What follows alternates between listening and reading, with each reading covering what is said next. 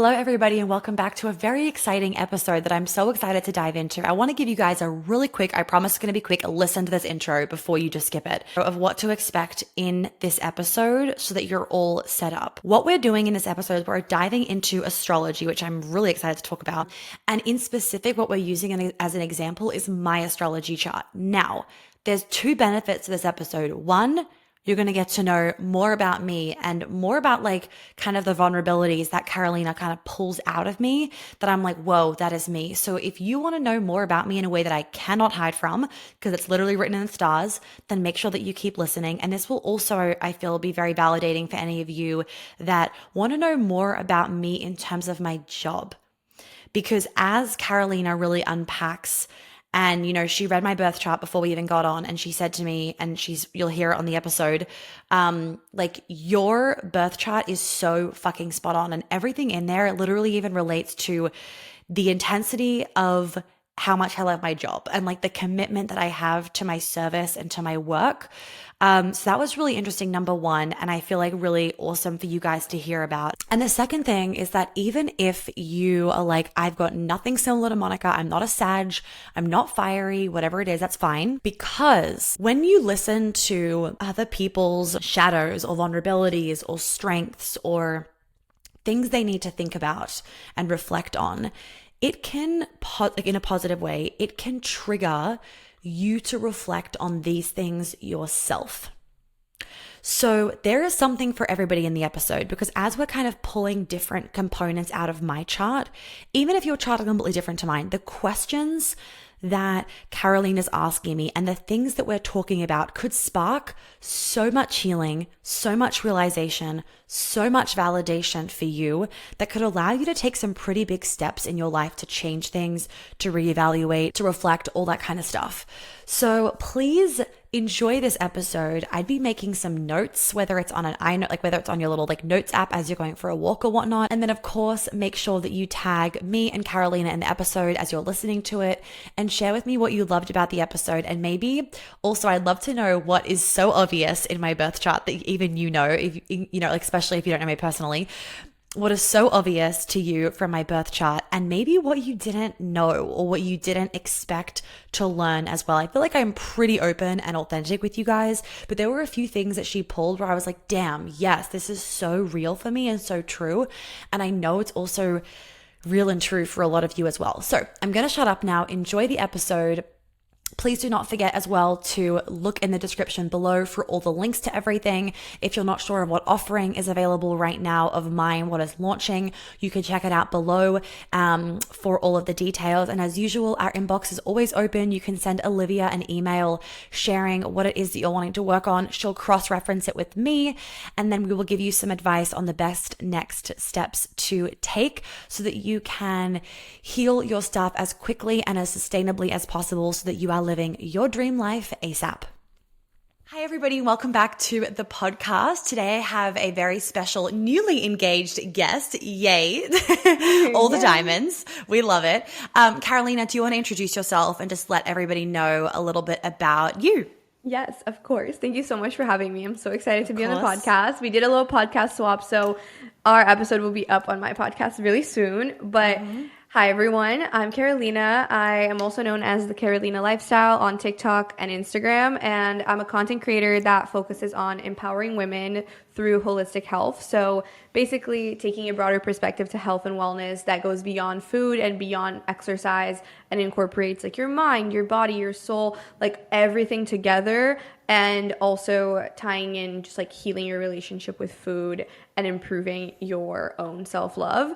And I also have a podcast called Inner Growth, and I also am like, I don't call myself an astrologer, but I know a lot about astrology. I'm like the astrologer friend, and I do birth chart readings as well. I offer them, but I just don't like have an account that's only devoted to astrology, and I'm super excited to dive into all things birth charts today.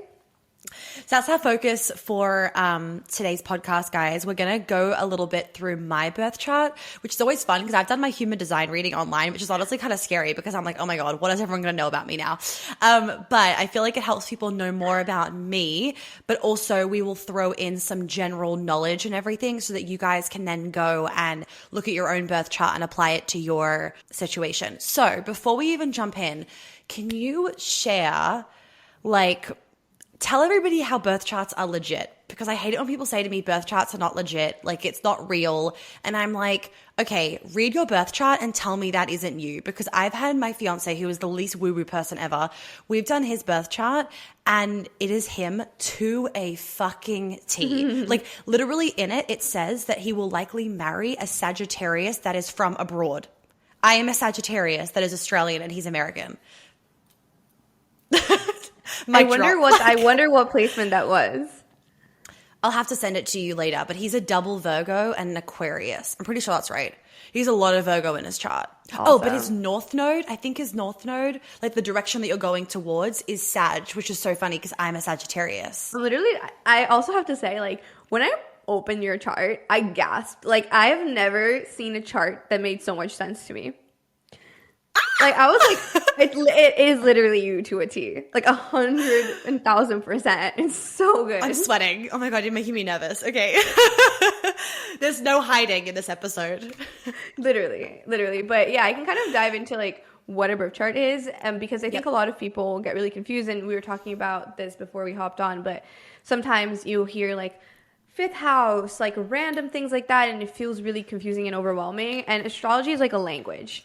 So, like, to understand, if I say, like, you have a sun in Scorpio in the fifth house, like, if I say that, you have to know what each of those things mean to, like, piece it together. It's, like, a vocabulary. So, I'll kind of just briefly explain how it works. So, a birth chart is basically a snapshot of the sky when you were born, like, the second that you were born. And a lot of the times when the first question that I get is, like, what about twins?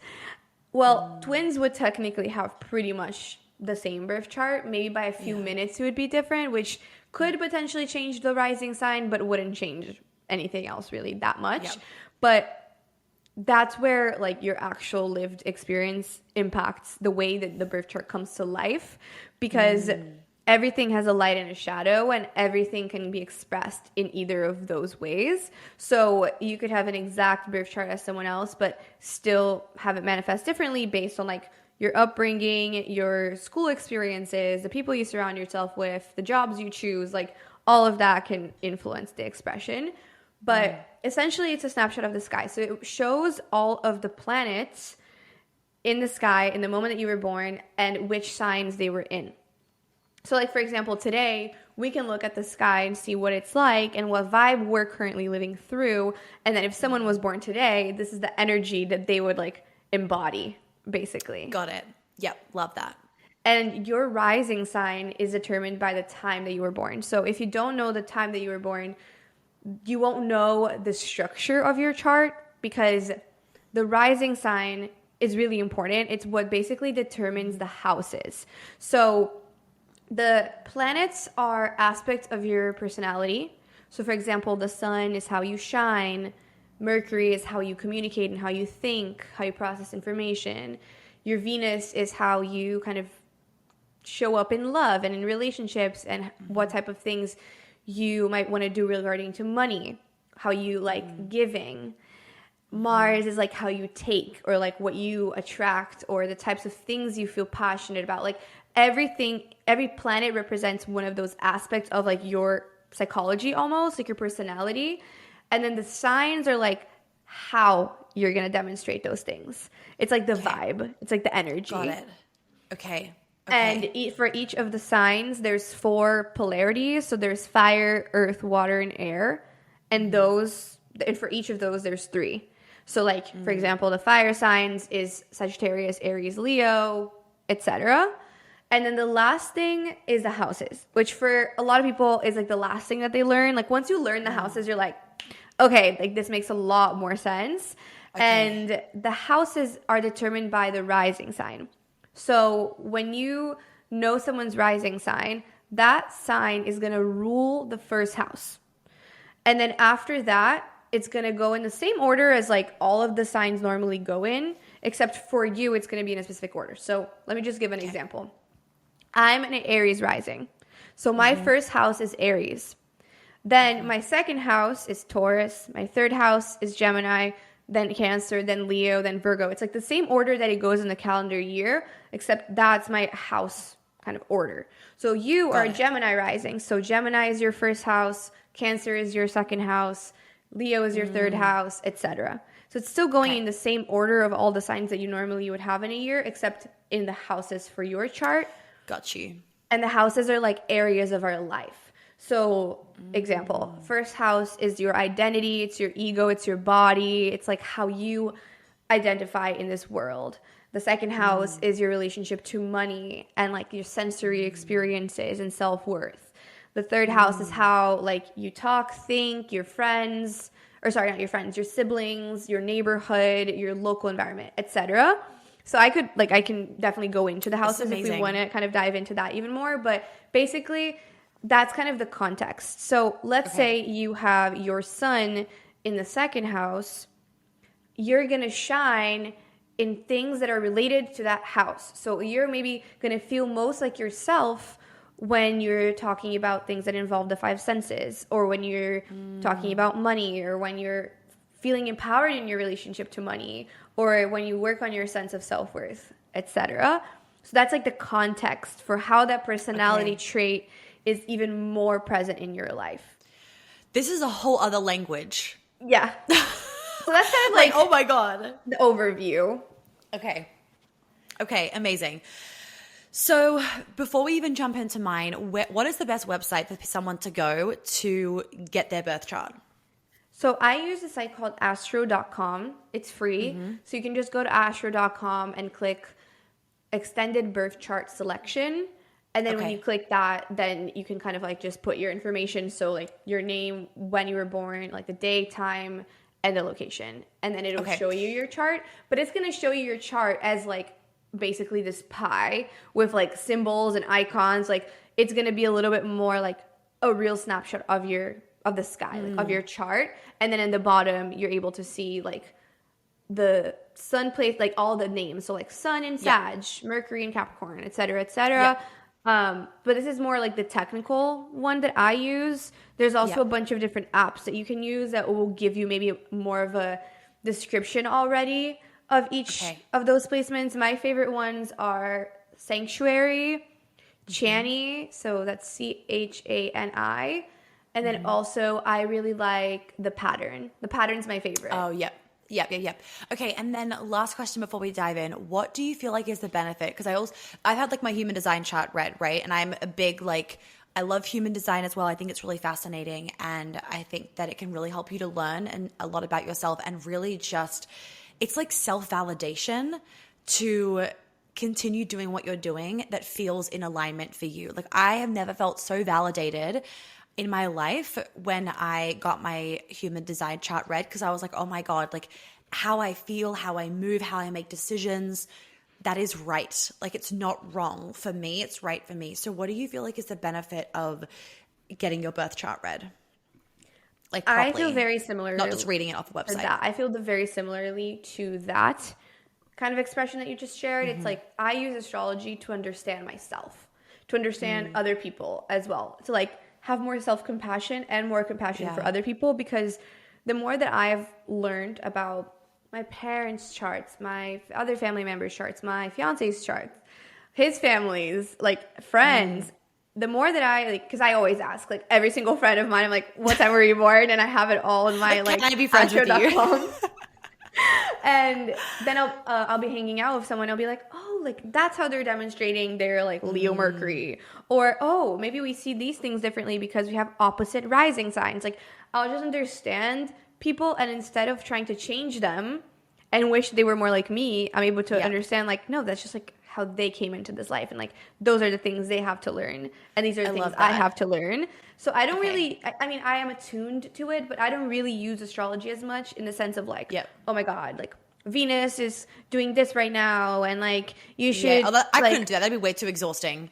Way Like the too more exhausting. that I do that or like read about it and like always know what's going on, the more that I feel like predisposed to expect certain things in my life, either positive or 100%. negative, and that doesn't really help me very much. What helps me I most agree. is It's like perfectionism. Exactly. Like we're then getting more in our head and trying to be perfect. Okay, wait. So wait, promise last question before we jump in. What are your thoughts? I'm curious on this.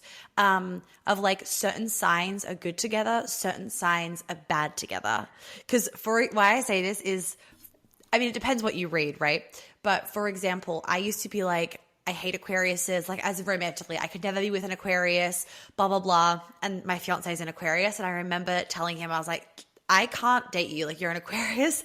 And he went to town finding research to prove Sag and Aquarius, they can be an incredible duo or a really bad duo kind of thing. And we're obviously the incredible duo. But what's your take on certain signs are good together, certain signs are bad together? So, like I said, every single sign has a light and a shadow, right? And so I don't think that there's a good or a bad sign in general. Like people hate on certain signs.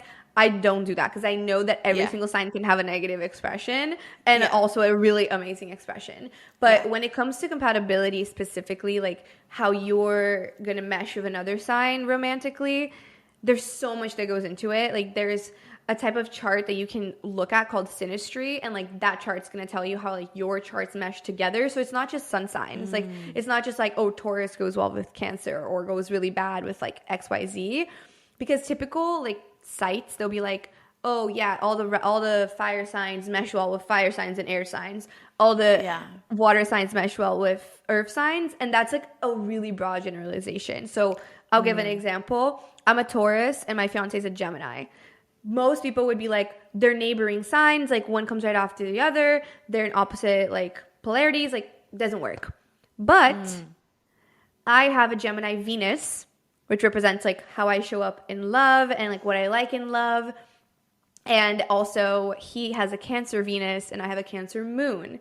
And then like the fifth house, which represents romance and like kind of like joy and playfulness, I have my fifth house in Leo and he has a Leo moon, and he has his fifth house in Taurus and I'm a Taurus. So there's all of these little things that when you really look into it, it makes complete sense. And you're able to see, oh, it's not just the sun. Okay. I love it. I love it. Yes. Amazing. Okay. That's so great. With that, let's jump in then. So tell me about myself. Be gentle. Okay. So when I pulled up your chart, as I said, I literally gasped. Yeah. I was like, oh my God, this makes so much sense. The reason why is that you have what's called a stellium in your seventh house. So a stellium is basically when you have, I believe it's 4 or more planets in one house or in one sign. Okay. So you have a stellium in the 7th house, but 2 of those planets are in different signs. So 3 of the planets are in Capricorn, 1 is in Aquarius, 1 is in Sag, but they're all in the 7th house.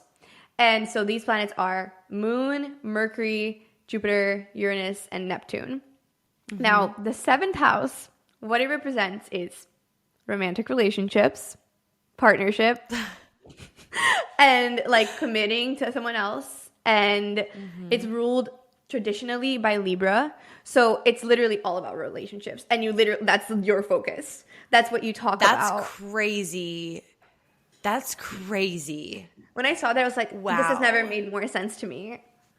So there's a lot of energy there. Okay. Like that's where a lot of your natural like thoughts and like psychology is like geared toward. It is like, how am I showing up in my romantic relationships? How can I find more like clarity in what can I learn from this?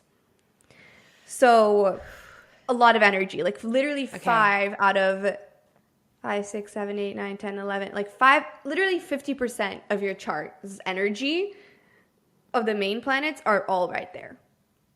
So that's the first thing. Okay. That I was love like, it. wow. So yeah, a stellium is basically when you see a stellium, it's like, okay, this person is here to like talk about this stuff or to like learn from this stuff and grow from this. So I thought that was really important. I've never, like, looked at my birth chart a million times, but this is why you need to have someone read it, right? Because when you're reading it, you don't understand these things. Like, I would see like so and so in seventh house. I'm like, what? I would literally just be like, ditch the seventh house piece, focus on the rest of it. So I'm learning so much already. This is amazing. So basically, that was like the first thing that caught my eye. I was like, holy moly, like, whoa.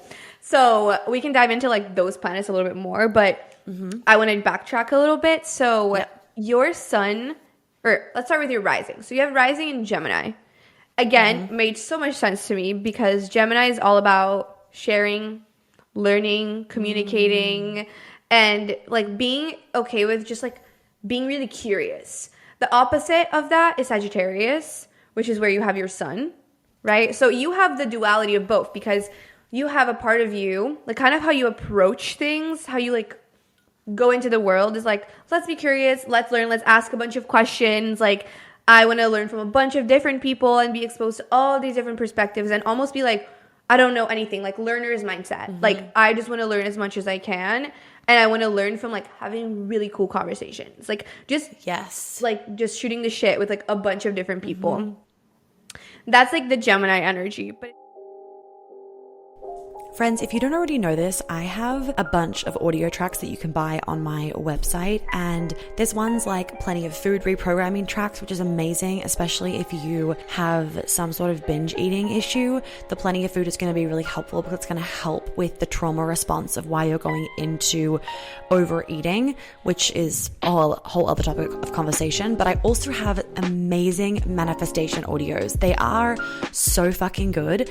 I kind of found that with like going on walks and doing my things, I would be listening to these amazing songs, and I can basically be doing my own kind of guided manifestation practice in my head, but a lot of you are not sure how to do it, or you're not there yet, or you just want someone else to do it for you. So I basically have taken like little snippets of things that I would do with you in Queen Alchemy or at my immersion or with one-on-one coaching or whatever it is, where instead of doing, a 1 hour quantum leaping, DNA upgrading manifestation process, I am giving you these smaller audio tracks that you can throw in throughout your day so that you can do them when you're walking, you can do them when you're driving, you can do them when you're getting ready for the day, and they're just really upbeat. Because for me, I need to like get into the fucking vibe and feel high vibe and like I'm dancing around to feel that excitement of the manifestations that are going to come into my life. So some classical piano thing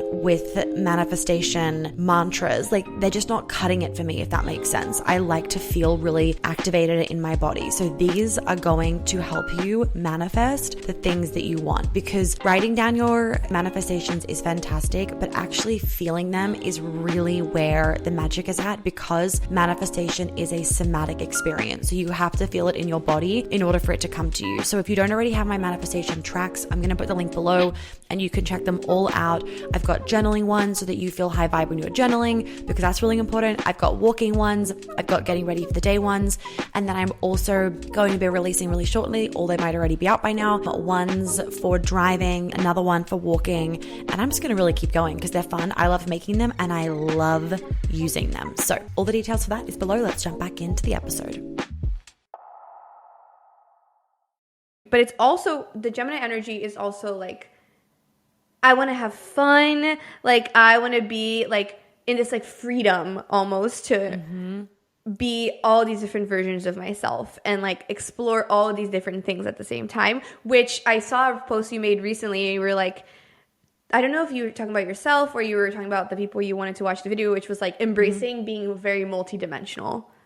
Which that's Gemini. Me to a T. Yes. And you know what? There's one thing that I do know that I have been told before about my birth chart, and that is that I have like a lot of opposites. And I have always felt like I am polar opposite. Like, for example, I'm either dressed up to the nines or I'm in sweatpants and look like, no offense to homeless people, but I don't think anyone's going to be listening that's homeless, a homeless person on the side of the road. Like, there is no fucking that's middle. Gemini too.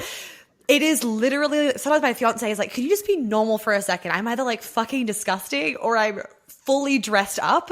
And it's like even my wardrobe is the perfect example where I have like way too many gowns, but then I have no casual clothes, like no just like everyday clothes. I'm like fully dressed up in like a pantsuit, or I'm not wearing anything. Like it's just bizarre. And that's It like really because is. also the rising sign is like your body, your physical appearance. Yeah. So like Yeah. that duality right there is like Gemini. It's like polar opposites being Okay. expressed at the same time and like Yep. being totally fine with that, you know? Like enjoying when other people too like are multidimensional too and like appreciating that in other people. I have a Gemini Venus and that's like a really important placement for me because I have a Taurus sun and Taurus is ruled by Venus. And so I identify with that a lot. Just like having a lot of different sides of myself and not wanting to be boxed into like one niche and just being like, I just talk about this one thing and like I just do this one thing this one way. It's like, no, I want to be able to express myself in a variety of different ways. Like that's Gemini energy. So that was the first thing I wanted to say. And at the same time though, you have your sun in Sag, which is opposite that. It's opposite your Gemini rising. Okay. And so that means that for you, it's in the 6th house.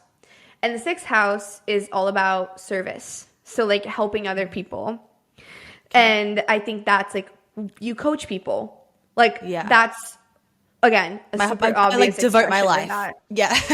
Yeah, it's like wanting to see results in other people because you're helping them, you're supporting them, and like you're in service to others. Like that's Virgo energy. And even though your sun is not in Virgo, it's in the house that is ruled by Virgo traditionally. So the energy of like wanting to help other people, the wanting to coach other people, wanting to be in service. And at the same time, like, do you feel really connected to like wellness practices, routines, habits, like things like that? Yes, like I definitely like change them up, but when I find something that works for me, I stick to that shit. And like, even for example, it always surprises my fiance, and he's always said this. There's like there's normal level of productivity and commitment, and then there's Monica level of productivity and commitment. And it's like nothing can take me away from what I'm devoted to. And like helping people is the number one thing I'm devoted to. And the house could be falling down and I would still be like, find me a corner to take this client call. Like quite literally. Yes, exactly. So that's your sun being in the 6th house, but it's also in Sag, which is like, you're going to be so committed. Like you want to go to the end of things. Like you don't like leaving things unfinished almost. No, like I do you not. would never want to like work with a client and like let them go if you don't feel like the work is not done. Oh no, I hate that. I hate when that happens. Like that's why I for years like never did like one-off sessions, and now I have like a mini one-on-one package which is 2 sessions, but still like I do that because I know that it helps people, and people sometimes can't fully commit to 6 months, but also like it took me so long to be okay with putting that offer out there because I hate being like, there's so much more that you need to do, especially when they also know that. And I've had to really learn to be okay with like, no, you've helped them as much as you can for where they're at right now. And like when they're ready for more, they're going to come back for more. But it is so challenging for me to leave a client when they are not like 100% completed. Like really hard for me. And that's because your energy, like your vitality which is your sun, is in Sag, which is this fiery, like go-getter energy, but it's also like an archer. Like it's symbolized by an archer that's like pointing towards like, that's the goal. And like, it's almost like a feeling of like, do you ever get to that goal? Because you're always wanting to like get closer and closer and closer. And then it's almost like it feels still very far away. Yes. But then it's like when you get there, you're like, okay, next. You're like, okay, we completed it. That is me. I've had to really learn, and I think a lot of us do that these days with like social media and stuff, but I've really had to learn that when I hit a goal now, it is like soak it in, integrate it, receive it, breathe in it before we just jump to the next, because I used to be just like next. And someone would be like, oh my God, that's amazing. I'm like, that happened a week ago. I'm on to the next. Like, I don't care about that anymore. And it was a bad habit that I was in. I had to really unlearn that habit, but I guess that's quite literally in my birth chart. Yeah. And at the same time too, when I look at your sun, right, it's in Sag, and Sag is ruled by is ruled by Jupiter. So that takes me to your Jupiter in your chart, which then is in the like 7th house stellium that we were talking about, and it's in Capricorn. So it's also like feeling like when you want to do something big, you want it to be something that's almost like leaving your legacy, which is like Capricorn. yeah. And also it's within the realm of like being one-on-one with someone, getting really deep with someone, and also like relating to just romantic relationships. Yes. Okay. This makes a lot of sense. So diving into the stellium, so you also have your Mercury there, which is the communicating, which is how you express. So it's like when you are talking about your career, your goals, your ambitions, it's like you can like go off. And also when you are communicating with someone, like you almost prefer it, I would imagine, to just be like one-on-one with that person. Like it just in a close-knit like environment. Like maybe you would prefer working one-on-one with clients instead of like being in a really big group. So how that relates is like with friends, like a friend dinner with a lot of people I really enjoy, but I find it really hard I find it very exhausting because I can't get deep conversations energize me, and I can't get deep with anybody. So it's these very like surface level conversations with my friends. It's still nice to see them, but it's a completely different experience if I go to dinner with somebody one-on-one, where it's like I'm there for hours talking to them, and it's like it's a completely different experience that I have with that person, and I leave feeling differently about our relationship than I do if I've left like a dinner party or like a group thing. Yeah. And I actually really relate to that. And I find that like depth, the craving of depth and like deep connection too is very Scorpio. And you have your Venus in Scorpio. So and Venus again representing your relationships, whether it's friendships, romantic relationships, just like connections in your life. It's like wanting to be really deep, like cut the bullshit, cut the like, how are you? I'm good. It's like, no. Like, I hate it. No, seriously, for our wedding, that game, Are We Really Strangers? Where you like ask really, I am set on, and my fiance is all about this because he loves deep conversations too, thank God. I'm going to like have that as a key part of our wedding, that for our welcome party, for example, everyone will have their own card, because I do not want anybody having small talk, because it pains me to death having to do my own small talk. And I don't want any of my guests having to do small talk with people that they don't know. So we're literally going to have fucking card games so that people have deep questions to ask each other, and they know so much about each other. I love that. From that like conversation. Yeah. That's such a good idea. I love that so much. And I mean, that's Venus in Scorpio, and it's also in your 5th house. So again, fifth house representing romance, representing play, representing lightheartedness, representing like almost like also like being on a little bit more okay with doing things like your own way, and like being in the spotlight, like you being the focus. So whether that means like you're getting really deep with someone in a playful setting, like you're getting really deep with your friends, but you're also like laughing and like being lighthearted, or within your romance, like really, really valuing that, as you said, like, oh, me and my fiance, like we need to have deep conversations. Like we love that stuff, you know? Yeah. Okay, cool. So that's your Venus. And then the Mars that you have is in Virgo, and it's in your 3rd house. So again, Mars represents action. It's like what you feel passionate about. Virgo, which I mentioned before, is like service. It's helping people. But then it's also in your 3rd house, which is like wanting to take action and feeling passionate about serving people through your voice, through your message, through your social media, through what you communicate, which is a 3rd house. That's crazy. Okay, so wait. So Mars is about taking action. Yeah, it's like action, passion, like what you'll feel like a strong drive to do. And what's the communication house again? It's Mercury, right? The communication... Not house, planet. Sorry. It's Mercury, but Mercury rules Virgo, and it also rules Gemini. So because you have Mars in a Mercury-ruled sign, which is Virgo, that's why I would say like that's already there. And then even more so, it's also in the 3rd house, which is representative of how you communicate, social media, how you write, how you think, how you talk. And so that makes a lot of sense. Are you really like a planner with your posts? Like, do you like have like a posting calendar, or like are you like your Google calendar is like color coded and like Are you just like a really like neat person with your thoughts? You know what's funny? With the length that I've had my business for and the amount of shit that I do in it, you would think that I'd be the most organized person. This is how I am. I love organization, but I don't want to have to do it. If it's there, I will follow it, but I don't want to have to do it. So, but what I've realized though, as my life's gotten like busier and everything, is I do plan my posts like for the week, right?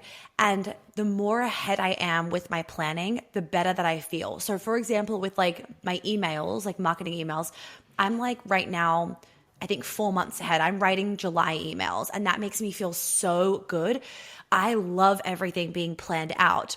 Whether it's done or not is a different story, but where I'm at in my business right now, and because I have like a full team, it's good because it forces me to be planned because they can't do their job if I'm not planned. And I love when I am planned, if that makes sense. But even when it comes to like my relationship, my Sag, I love being spontaneous, which makes sense because of my Sagittarius energy. And I love just like random adventures and going anywhere. But what I've noticed is that because of my job and the commitment that I have to that, I also find myself getting stressed about spontaneity sometimes because if it doesn't fit my calendar, then it's too stressful. So like if it's a spontaneous random weekend, that's fine because I'm not working on a weekend. But if we want to do a spontaneous trip on a Thursday night, but I have clients on a Friday morning, that puts my fucking adrenals into a twist because it's like, is the plane going to get delayed? Is this going to happen? And then I'm going to have to cancel the client call or whatever it is. So that I've learned that, and that definitely influences my ability to be spontaneous. And I love being organized in that sense, but I don't feel stressed if I'm not organized. Like I can do things last minute. Does that make sense? So it's like I like being organized. Yeah, but can I I don't say get what I stressed see out in if your I'm not. chart? Yes. So, okay, so when you're talking about like the traveling versus like your job, it's like, again, Sag is all about like spontaneity, adventures, travel. But again, it's in your sixth house. And your sixth house is representative of, like I said, like serving other people. But another symbolism of the sixth house is like your day-to-day routines and your job. Like not your career, your legacy, but like your job, like what you do on a day-to-day basis. And so it's almost like that conflicting energy of like the spontaneity pulling your sun in one direction and also your commitment to serving other people and like your job in another direction. So like it's a polarity in that. I am going to give you the most basic example, the most like perfect example that literally represents that. So we were in Italy the other week and there was crap snow. So we were like, let's go to like Chamonix. There was another few places that were getting dumped with snow, but we only had about 2 days. And then I had a bunch of client calls that I had to be like settled in Paris for, right? And we were like going to see wedding venues, etc. And the fatigue that I felt between the push and pull of like going on the trip, fuck it, let's go to Chamonix, like make the effort, but then also having to like be back at time. You know what I mean? Like that exactly what you were describing.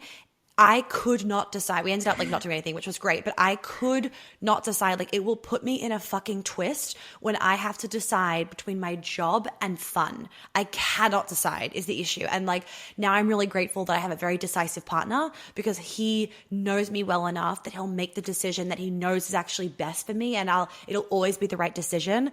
But when it was just me, I would literally be like indecision paralysis because I couldn't make a decision. Yeah. And like taking it a step further with your chart, your sun also, it makes like a square to your Mars in Virgo that we were just talking about in the third house. And that is also opposite another placement. But what that to me represents is also like that paralysis is like Mars is taking action. So if you're feeling stressed about your job and like what's happening in your like routine and your schedule, taking action and deciding like this is what we're gonna do can feel really hard because there's a really strong part of you that like just is so committed to service and committing to like what is already scheduled almost. And like it's that push and that pull. That's what a square is. It's like a tension. That is me. That is me. Does it? This might be a TMI question, but does it impact your digestion when you're like really stressed? If I'm stressed, I won't be able to shit. Like I am a to the minute kind of I'm a very regular pooer, right? And when I wake up and if I haven't pooed, I know that there is like some stress, tension. My body will show stress very easily. Some people like will hide stress and like you won't really know they're stressed. Oh, I will know that I'm stressed. I will get like rashes under my armpit, bad digestion. Like it's a thing. Yeah, my body has no problem communicating to me when I'm stressed.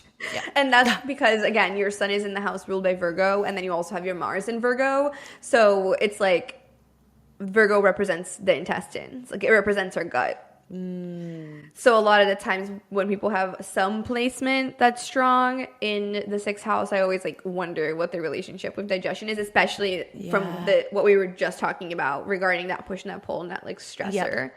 So Like it's like clockwork. When I'm stressed, oh, here comes the constipation, and so I've had to like really, that's been the number one thing that I've had to work on over the years is control over my nervous system. And that's also why I'm then so passionate about it, because for most people, they would get I've had my friends that have kids be like, honestly, Monica, motherhood's going to be a fucking piece of cake for you because you do so much and you don't get stressed out about it. But I've had to learn that. I've had to learn to keep my nervous system so calm that now, for example, in those states of tension, it won't fully upset my digestion. Like I know all the things to do to keep my body relaxed and moving smoothly.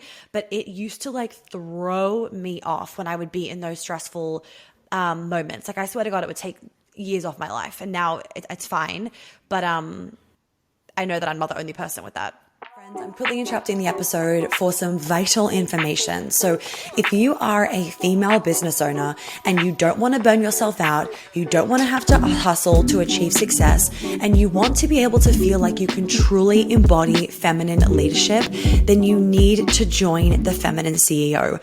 This program encompasses everything that you could imagine and more from the last 5 years of my business. And I personally think that is pretty special. Like, what business courses seriously have that much information for all different kind of walks and transitions and phases of your business? Not many, right?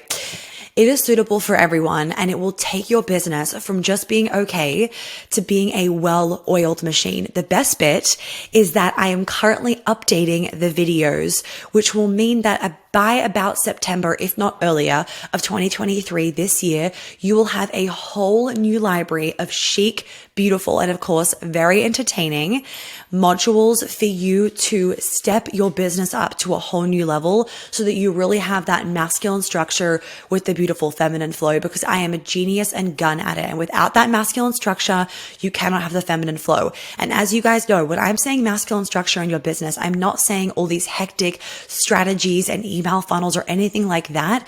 You'll see inside exactly what I mean, and it feels so fucking supportive. Additionally, Jelly's joining. See, I said entertaining. Additionally, you also get a one-on-one with me that you'll be able to use in the 3 months post your purchase.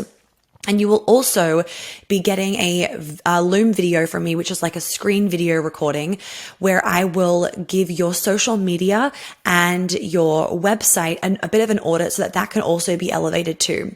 The most important piece that you guys have heard me talk about a million times over and over is the healing component, so that you can actually show up in your business and have the visibility and the success and the growth that you desire. And the beautiful thing about the Feminine CEO is that with that one-on-one and also with the modules that are in the Feminine CEO, that healing component is there for you, which is often, if not always, the missing piece of so many other business courses, masterminds, programs that are out there. There is a payment plan available as well, and you can get stuck into it and start implementing everything right now. So the details are below. You can click that. You can click the button. You can join now. I will see you soon, and you can start implementing everything in your business starting in the next 10 minutes and seeing the success happen immediately. Yeah. Oh my gosh. Out of curiosity, what are some of the things that help you the most? Okay, taking lots of magnesium before I go to bed, 100%. I travel a lot, and one of the number one things is no matter what, I have to do the same morning routine, like a very basic version of it when I'm traveling. I don't have a strict morning routine, but for example, so I'll get up like always much earlier than I actually have to like leave the house for or whatever, green tea, and like I'll sit in bed and either or at our house, I'll sit in my office because I have a little like section there, so I'm not distracted by my fiance. But I'll have green tea. I'll either journal, meditate, write some emails, do some writing, read a book, whatever. I'll do something whilst I'm having my green tea, and then Pilates. And if I have my green tea and my Pilates and just those simple 3 steps, my poo is fine. But as soon as I'm like rushing out the door, trying to get on a plane, not having enough time in the morning, it wakes me up with stress, and I'm sleeping with stress because I'm sleep. And so like I try, if I can, to not book really early morning flights because it will throw my digestion off for like 2-3 days because my body is worried that I won't be able to sleep. And I actually learned this because I used to take client calls at 6 a.m. in the morning. Don't even ask me why. Because when I was living in Australia, like the time difference was so bad. So I'd have to get up really early. And I didn't realize until I was living in America, where I would wake up panicked at 2 a.m., that I wasn't sleeping well because I was so worried about sleep. Here's my commitment to my job. I was so worried about sleeping through my alarm and missing a client call or being late to a client call.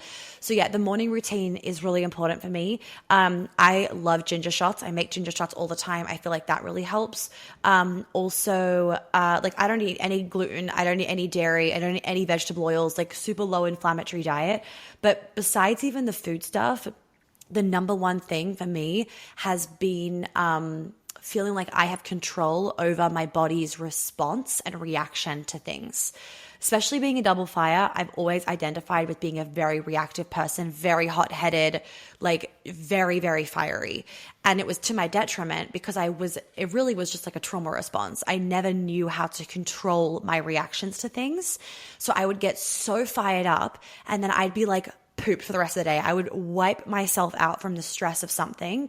And it really was bad for my body. Anyway, so now I can like be in a really stressful situation, or I can be in a really like intense, confronting, whatever, like high pressure situation, and I'm completely fine for the rest of the day. And for most people, they'd be knocked out from that for the rest of the day. But it has been about me developing a strong relationship with my nervous system. Wow, amazing. I really love that. And again, Virgo, not only about service, is a lot about wellness. It's a lot about like routines and self-care and all that, which is your Mars right there. And then it's also your Mars is opposite your Saturn, which is in the 9th house in Aries, which again is that like we were just talking about, being a little bit hot-headed, being a little bit you know, I mean, I'm an Aries rising, Aries Mercury, Aries Jupiter. Like, I have a lot of Aries in me. So I definitely have learned a lot from that sign. But it's also just like such a cool placement for you because it's in the very top of your chart. It's in a house that's ruled by like knowledge and wisdom, which is the 9th house, and travel, obviously. So that's a big part of your chart in so many different ways. And it obviously is like a lived out experience. And then the Saturn too, when it represents like discipline though. So it's like even when you're traveling, like you are learning, because it's in 0 degrees, you're learning to embody discipline. You're like learning to show up in discipline with taking action, with making choices, with being more decisive, because you have all that like 7th house, which can make you really indecisive. It's like the Saturn in Aries in the 9th is like, no, but like we're here to learn how to like make decisions, especially regarding like where we want to go, the aspirations we have, and like how we want to show up in the world. Wow. I love this. I love this. Okay. And then the last thing I want to say about your chart, which I think is awesome, and again makes so much sense, is your North Node. So you mentioned that you already kind of know a little bit about North Node.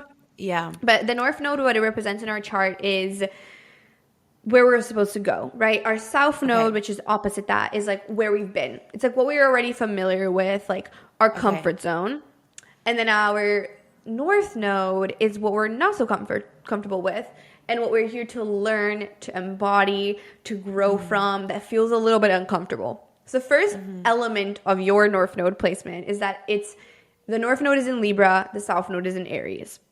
The second element of that is that because your South Node is in Aries and it's in your 9th house, it's like you're also already very comfortable and familiar from past lives and like in general with traveling, being in like a bunch of different environments, which is the 9th house. It's Sagittarius ruled. It's like travel and like I want to see all these different cultures. Like that feels so comfortable to you. That's like I Yes. mean, this is like almost like something very obvious for you that you like want or seek or like just like are familiar with.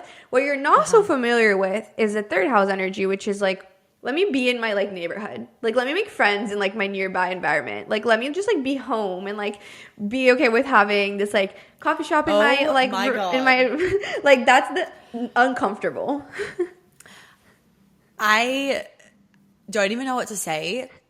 For like, this is me to a T. We're like flying back from Paris, and I'm like, babe, I can't wait to go to Rome with you. He's like, we haven't even fucking gotten back into America. Like, what the hell? But I love change, and I love like I as soon as I'm at home for too long, I'm like, all right, we need to go somewhere. And so maybe it's like I actually need to learn to be at home for a long period of time and find the joy. And I find the joy in that, but I think I need to find like almost like the expansion in it in a way, rather than needing to always travel for expansion. I wonder if there's a lot of expansion in me just like gardening on a Sunday and like baking and doing And like all those learning a fun little things. bit more from that too. And the second layer to that too is that it's in Libra. So it's like your romantic relationship is what's going to teach you that. Like Oh, the more that you 100%. grow in the relationship, the more you're going to feel okay with just like, it doesn't matter where we are. Like even if we're home, it can still feel really exciting.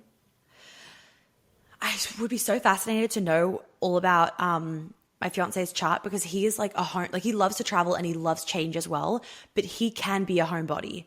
Like he's not a social butterfly. He could be literally at home for a whole week and not leave the house, and he's so fucking happy.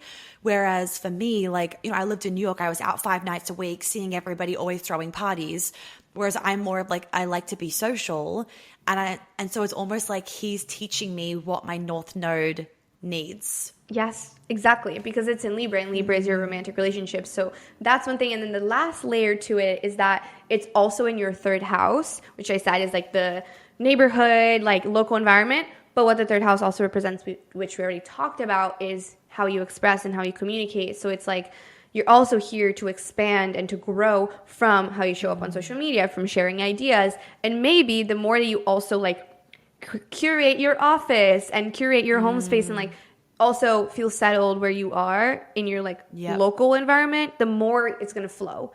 Which I think you're writing a book, right? Yeah. Like the more I you're finished going to be writing able, it. We're in like the draft. Yeah. So now it's like, okay. like I imagine that like to write that book, like you also had to be a little bit more centered in like. Oh, I did. I couldn't be. local I had to be environment. like my whole thing with like writing that was like, yeah, I needed to be like at home for a whole month, like no one fucking disturb me kind of thing.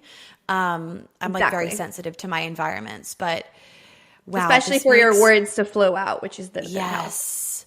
But I mean, I feel like this makes sense. Like for everybody, most people are going to find that they can thrive more when they're actually settled in their environment. It sounds like for me, it's like the opposite of what my chart wants, or like what I want. And so hence it's like the biggest thing that I have to learn. It's like But it makes naturally sense. there's a lot of, you said, like a lot of polarity in your chart, because there's this polarity between like being in service to other people and being really committed to your job, but then also wanting fun and adventure and play, and then also wanting to express and communicate and take action and be in your wellness vibes, but maybe that requires being home a little bit more than traveling. So it's like learning to find the balance between all of those polarities, which is a lot of what our charts always show. It's like, between this polarity, how can I find the in between? How can I express both in a healthy way? This has like left me with so much pondering and reflection to do this weekend. I'm so with the whole home thing. I'm like, wow, I feel like this is my new thing to grow into, of like expansion from home. Because I'm always like, I expand when I'm traveling, which when I think about it, and it's kind of in line with everything I talk about, that's not sustainable long term, because how can I be a mum with toddlers and traveling all the time? And if I have that expectation of I only expand when I'm traveling, it's going to make me then get more stressed from being at home all the time, because I'll feel like I can't expand. So this is something that like I really have to learn right now. Which is then tuning into your Saturn in Aries in the ninth house, which is a house that rules travel, is like, how can you almost like be disciplined with your impulse, which is Aries? How can you be disciplined, Saturn, with the impulse, Aries, to want to book the next trip, like when you just landed? Like, Yeah. how can you be disciplined with that impulse and just be very like self-aware of like timing and like being like, oh my gosh, I can travel and see so much of the world, but does it have to be right now? Right now. This is so good. So good. Okay, so to come back to you, this has been amazing, Carolina. Thank you so much. There's something definitely for everybody in this episode. Like, even if your chart is completely different to mine, I think what's beautiful is that when we learn about other people, sometimes it allows us to reflect about ourselves and little things can get triggered. So I feel like even though you might have a double Cancer and an Aquarius as your like top three, there's probably still so much that you can reflect on and learn from today's amazing conversation. Thank you. So coming back to you and like the whole topic of discipline and wellness habits and whatnot, I know you are all about your self-care and wellness and your habits, and you're really, you share this a lot on your Instagram and social media. What do you feel like are three of the biggest like routines, discipline, habits that have made the biggest impact in your life? I think the first one that comes to mind is mindfulness, especially meditation and breath work. I started meditating 3 years ago, but I've had a lot of different ebbs and flows with my journey with it.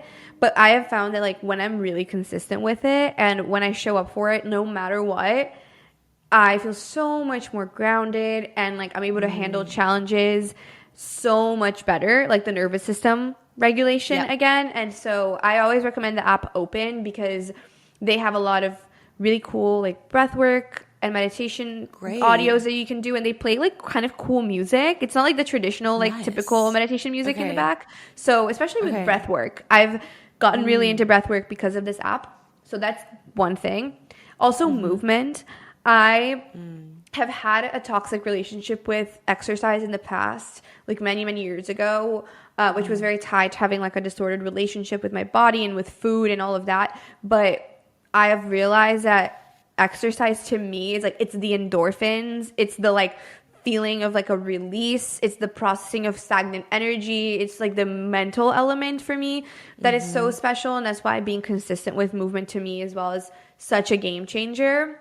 Yeah. And then the last thing that I love, and anyone who looks into my page will know, is food and just like cooking really yummy food. And so I feel like for me, like nourishing my body and having a balanced relationship with eating as well is really important. So I focus on eating primarily like unprocessed foods, a lot of vegetables, a lot of protein, like just getting that balance there, like making a bowl that has all the macronutrients, making sure I have the healthy fats and the carbs as well, and like the fiber, but also having balance with that and learning that if I'm traveling and I want to have a drink and if I want to have the dessert in this country that I'm probably not going to come back to if you're in Italy, please eat the gelato. Yeah, it's like I literally went on a fucking manhunt in Paris to find some gelato because I was like, it's my last day, I'm getting more gelato. Exactly. It's like that's so important too. So that's something I've had to learn. Like I can tend towards extremes a lot of the times.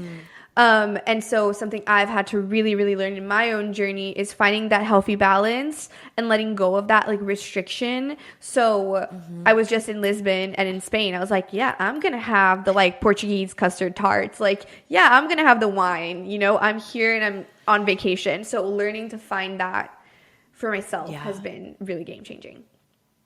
I love that. That's amazing. Are there any last words that you want to leave anyone listening about astrology or about wellness or about like anything that you feel like is on your heart that you want to be sharing with women that would really help them today, this week? Yeah.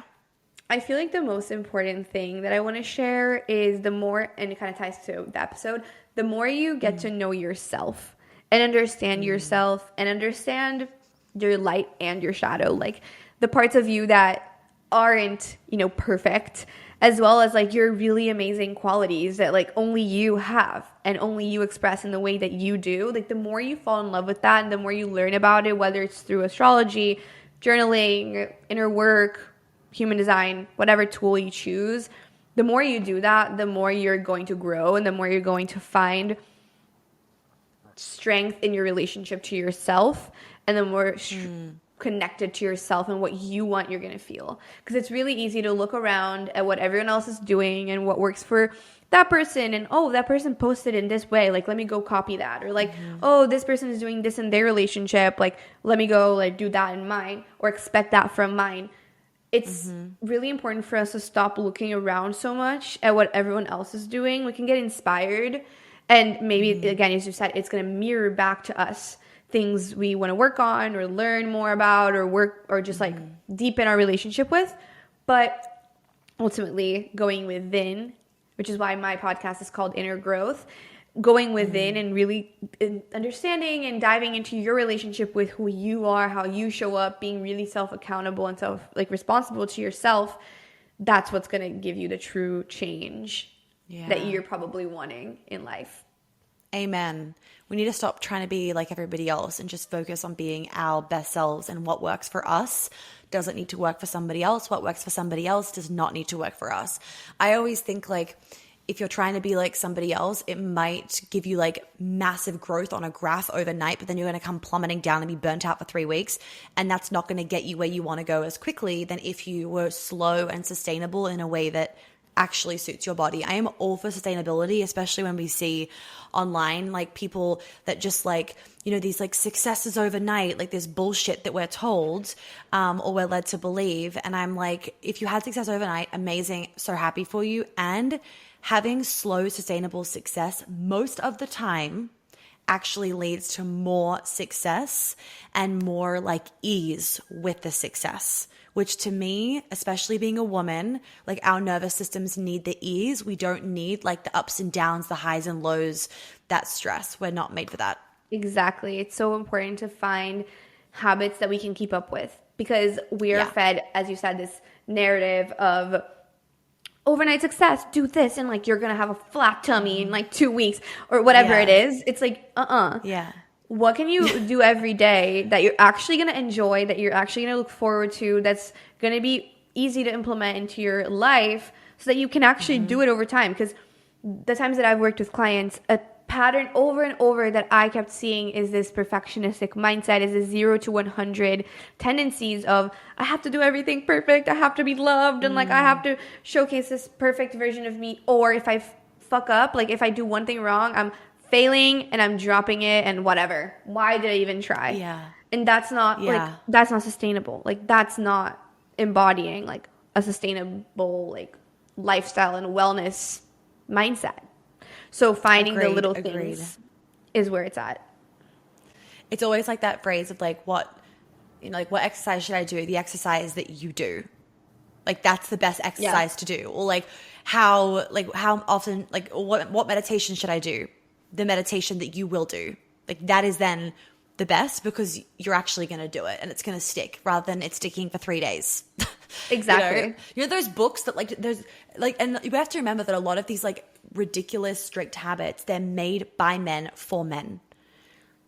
We aren't men. Like we don't have a 24-hour cycle. We need to change shit up. Like what I want to do in my morning when I'm ovulating is completely different to when I'm in my luteal phase, and we need to embrace that.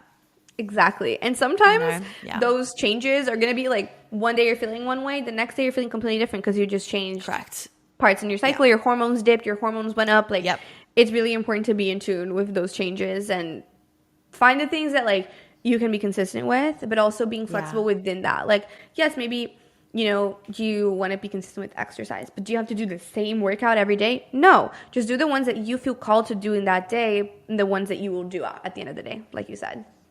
Agreed. I love it. Thank you so much, Carolina, for being here and for sharing your incredible wisdom about astrology. Can you let everybody know where they can find you and obviously what they should do if they want a reading from you, because this has been amazing. Yes, of course. So I had so much fun. Thank you so much for having me. I loved this conversation. I love talking about astrology. It's such a passion of mine. And so if anyone wants to book a session with me, they can find it on my Stan store. I will send you the link to my Stan store so you can drop that in the description. Okay. And then also, if they want to connect more with me, they can listen to my podcast at Inner Growth, everywhere you stream your podcasts. And I also have my Instagram, TikTok, and YouTube at The Carolina Lifestyle. And there's also an Instagram for the podcast, innergrowth.co. Amazing. So many good places for people to go to. Thank you so much. All right.